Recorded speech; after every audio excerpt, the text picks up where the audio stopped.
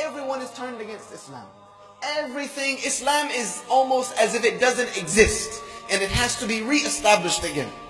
And there will come forward a people who will re-establish the deen from almost nothing.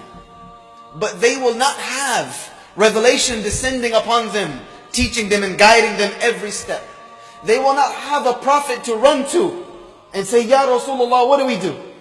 Sallallahu Alaihi Wasallam. They will be doing it based on what is left, the Quran and the Sunnah. So these people's reward has been increased by Allah. Wallahi, we live in these times.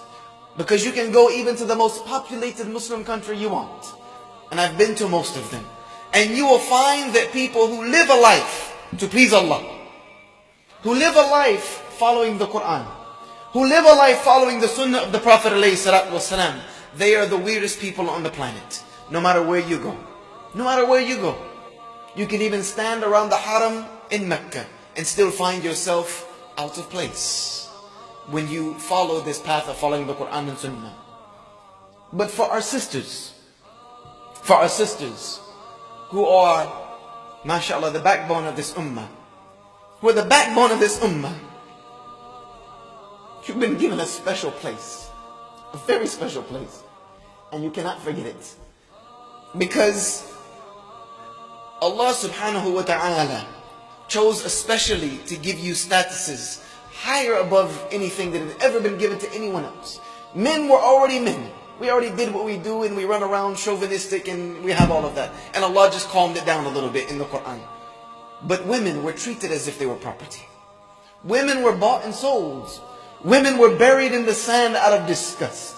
And Allah Azza wa Jal raised them to a position of honor and dignity. There's an entire chapter in the Quran named after you. I didn't read the chapter known as Surah Al-Rijal yet. It doesn't exist. But there is a Surah Al-Nisa.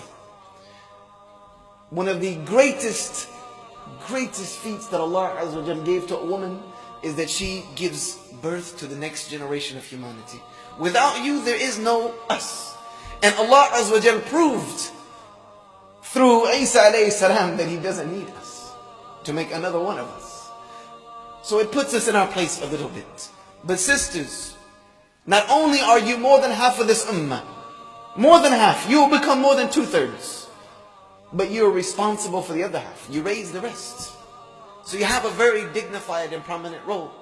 You have a very dignified and prominent role.